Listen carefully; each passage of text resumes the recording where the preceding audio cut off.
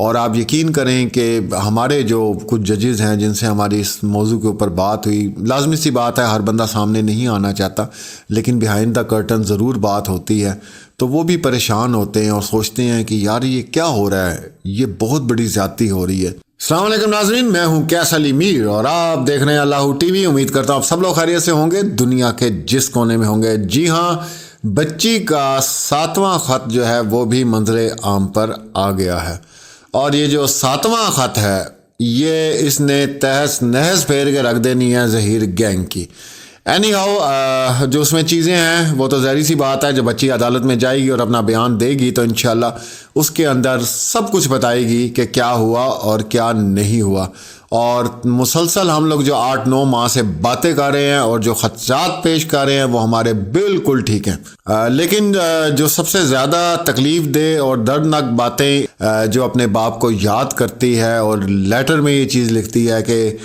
بابا آپ کب آئیں گے، ایک ایک لمحہ جو ہے میں گن گن کر گزارتی ہوں،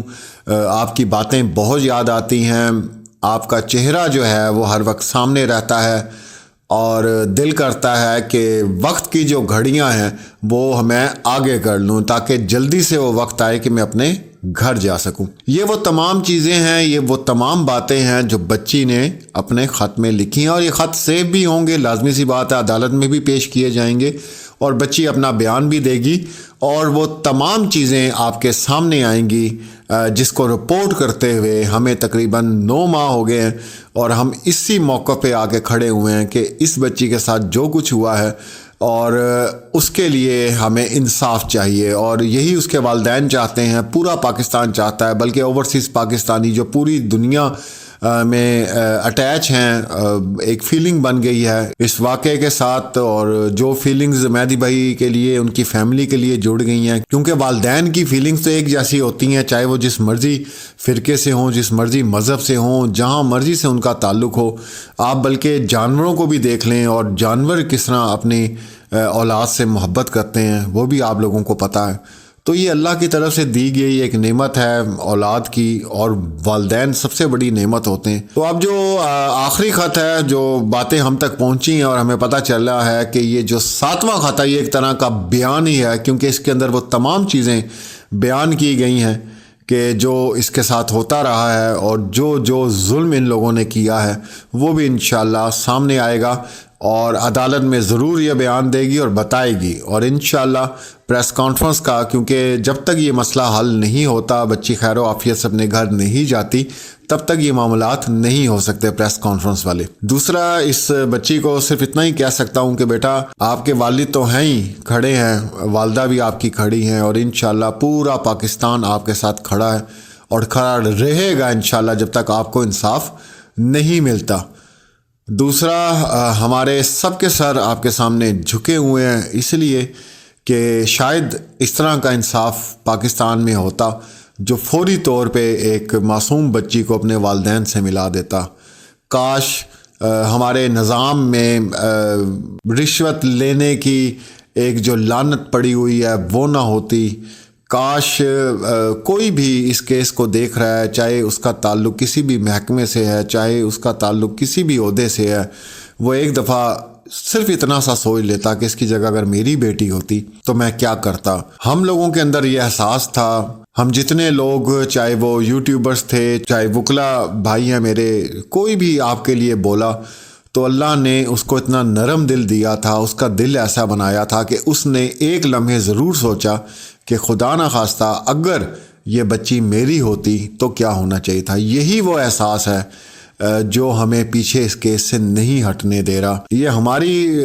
اخلاقیات ہیں، یہ ہمارے والدین کا درس ہے، یہ ہماری اسلامی تعلیمات ہیں جن کے اوپر ہم کھڑے ہوئے ہیں، اور وہ بھی ہمارے مسلمان بھائی ہیں جن کے ہاتھ میں قلم ہے، جن کے ہاتھ میں طاقت ہے،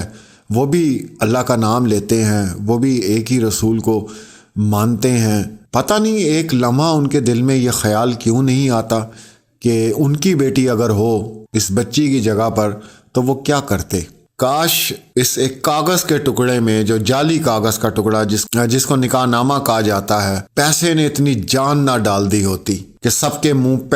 پیسے دے کے اس کو بند کرائے جاتے، کیس کو لٹکایا جاتا۔ ہمارے ساتھ بہت سے ججز بھی ہیں اور اکثر جو ہم بات کرتے ہیں وہ ان کی رائے بھی لیتے ہیں. ہمارے ساتھ وکلا بھائی بھی ہیں، کیونکہ ساری کمیونٹی ایک جیسی نہیں ہوتی. اچھے لوگ بھی ہوتے ہیں، برے لوگ بھی ہوتے ہیں. اور آپ یقین کریں کہ ہمارے جو کچھ ججز ہیں جن سے ہماری اس موضوع کے اوپر بات ہوئی، لازمی سی بات ہے ہر بندہ سامنے نہیں آنا چاہتا، لیکن بیہائنڈ دا کرٹن ضرور بات ہوتی ہے. تو وہ بھی پریشان ہوتے ہیں اور سوچتے ہیں کہ یار یہ کیا ہو رہا ہے، یہ بہت بڑی زیادتی ہو رہی ہے. لیکن اب مسئلہ یہ ہے کیا کر سکتے ہیں، ہر چیز آپ لوگوں کے سامنے ہے. آواز ہی بلند کر سکتے ہیں، چیخیں ہی مار سکتے ہیں، یہی کر سکتے ہیں. اور اللہ ان تمام لوگوں کو نیکی کی ہدایت دے، اللہ تعالیٰ ان کے دل میں رحم ڈالے جو پیسے بنانے کے چکر میں لگے ہوئے ہیں اس کیس کو لے کر کے کسی نہ کسی طرح سے زیادہ پیسہ جو ہے وہ کمایا جائے. اور ہمارے ہاں آپ لوگ جانتے ہیں، ہمارے ہاں تو شکر ادا کیا جاتا ہے کہ کسی کا کیس پھنس گیا ہمارے پاس تو آ جائیں بس انشاءاللہ، کیونکہ اسی سے ہم نے اب سب کچھ نکالنا ہے. مہینے کے کرائے بھی نکلیں گے، گاڑیوں کے پیٹرول کے خرچے بھی، جو 8-10 ملازم رکھے ہیں ان کے پیسے بھی ادھر اسی کیس سے اب نکال کے ہی چھوڑنے ہیں. کیونکہ ایک مجبور باپ یا ماں یا بہن یا بیٹی آ گئی ہے انصاف مانگنے کے لیے، تو اب ظاہری سی بات ہے وہ 1 سال کا خرچہ تو بنتا ہے نا جی، وہ پھر آپ کو کلیئر کرنے کے لیے نا. تو اینی ہاؤ جی، کچھ نہیں کہا جا سکتا. لیکن کوئی بھی قوم، کوئی بھی ملک کبھی بدل ہی نہیں سکتا جب تک وہاں پہ انصاف کی فراہمی نہ ہو. وہ قومیں تباہ ہو جاتی ہیں، نسلیں تباہ ہو جاتی ہیں جہاں پہ انصاف نہ دیا جائے. اور ہسٹری، تاریخ بھری ہوئی ہے ان تمام واقعات سے. صرف ایک انصاف ٹھیک ہو جائے تو آپ کا پورا نظام ٹھیک ہو جائے گا. کیونکہ ہر چور کو، ہر رشوت خور کو، ہر حرام خور کو پتہ چل جائے گا کہ مجھے فوری طور پر سزا مل جائے گی، نہیں میں نے یہ کام نہیں کرنا. تو آپ خود سوچیں کہ ایک چپڑاسی سے لے کے ایک بڑے سے بڑے عہدے پہ بیٹھے ہوئے انسان کو جب یہ خوف ہوگا کہ مجھے قانون نہیں چھوڑے گا تو وہ کس طرح 2 نمبری کر سکتا ہے. پھر کس طرح جو ہے یہ اتنے کیس لمبے جا سکتے ہیں آپ کے سامنے ہے. پھر ہر چیز اغوا کرنے کا جو معاملہ ہے، جائیداد ضبط کرنے کا معاملہ ہے، حقوق سلب کیے جاتے ہیں، یہ سارے معاملات اپنی جگہ پر واپس آ جائیں گے اگر انصاف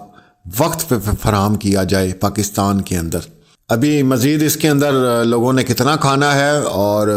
یہ تو اللہ بہتر جانتا ہوگا جی، کیونکہ ظاہری سی بات ہے حرام کی جو کمائی ہے وہ جتنی مرضی کھائیں کم لگتی ہے. کیونکہ حرام کی کمائی لگتی ہے حرام کاموں میں، کیونکہ ان کی اپنی زندگی کی اتنی مصروفیات اور اتنا دائرہ کار حرام کھا کے بڑھ جاتا ہے کہ وہ جتنا بھی حرام کھاتے رہیں وہ اسی سائڈ پہ لگنا شروع ہو جاتا ہے. کبھی بھی کوئی بھی رشوت خور ہو یا حرام کھانے والا ہو، وہ ایک دفعہ سوچے اور انالائز کرے کہ جو پیسہ وہ باہر لگا رہا ہے یا پراپرٹی پہ لگا رہا ہے یا جناب جلسے جلوسوں پہ لگاتا ہے یا کسی بھی مقصد کے لیے وہ اس کو استعمال کرتا ہے، تو اس کا وہ فائدہ کتنی دیر تک اٹھا سکتا ہے. 10 سال اٹھا لے گا، 12 سال اٹھا لے گا، یہی کرے گا نا، اور کیا کرے گا. اس کے بعد کیا ہوگا؟ اس کے بعد آپ کی قبر ہونی ہے اور آپ کو 4 بندے جا اٹھا کے پھینکے جائیں گے اور پھر آپ ہوں گے. اور آپ کی جو حرام کی کمائی ہوئی جتنی دولت ہے اس کے اوپر آپ کے آنے والی نسلیں جو ہیں وہ عیاشی کریں گی اور پھر آگے ان کے آنے والی کریں گی، اور وہ کبھی بیماریوں میں مبتلا ہوں گے، کبھی کسی کے ایکسیڈنٹس ہو جائیں گے، کبھی کسی کے جو ہے وہ شوگر اس کو تنگ کرے گی، کبھی راتیں اس کی اسپتالوں میں گزریں گی. اینی ہاؤ ہم اشارہ ہی دے سکتے ہیں، بتا ہی سکتے ہیں، کیونکہ جو حالات ہم لوگ دیکھتے ہیں. تو بے انتہا دعائیں ہیں جی، اللہ کرم کرے اور بچی خیر و عافیت سے اپنے گھر واپس جائے، اور اللہ تعالیٰ سب کو ہدایت دے کہ بس کرو، بہت ہو گیا. ملتے ہیں اگلی ویڈیو میں. اللہ حافظ.